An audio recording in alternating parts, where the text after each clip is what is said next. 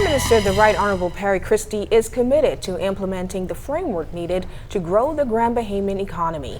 Good evening, everyone. I'm Charisma Robinson. Good evening, everyone. I'm Keishla Adderley. Thanks for joining us. Topping the news tonight, Prime Minister Christie says his administration has realized that Grand Bahama needs a paradigm shift, and key to that is the injection of new capital. A committee of Grand Bahamians from a cross-section of the community was appointed to engage in deep consultation, and now the leader says Grand Bahama is poised for rebirth. Clint Watson leads us off tonight with more on the Prime Minister's interview on ZNS Radio's Daryl Miller Live. Beginning now, Grand Bahama is going to be a beneficiary of a major initiative taken by my government. For more than a decade, Grand Bahama has been viewed as barren land, but based on Prime Minister Right Honorable Christie, that will soon change. The government is working to ensure what's described as a paradigm shift brings sustainable growth to that island and perhaps become the place where jobs are found.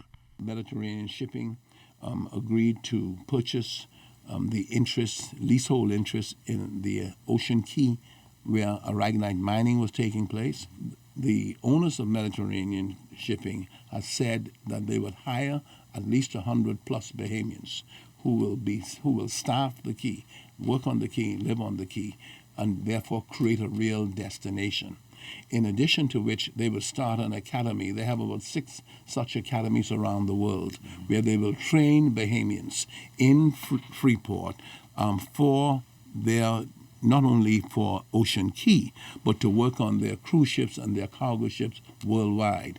They've also indicated that there are certain other businesses that they are able to establish with the container port. Prime Minister Christie says he's scheduled to meet with MSC again in London sometime this week to finish meetings and hopefully pull the trigger of these developments in Grand Bahama. He says the laws passed in Parliament regarding Grand Bahama and the Hawksbill Creek Agreement now positions the government to oversee these investments to ensure viability and sustainability. We should be now, in today's world, in the boardroom with them when those decisions are made. Not to interfere with them, but to make a connection between those decisions and the rest of the Bahamas. The government has also put in place a law that enables developers with the land to actually produce a development which will spur jobs. Here's how.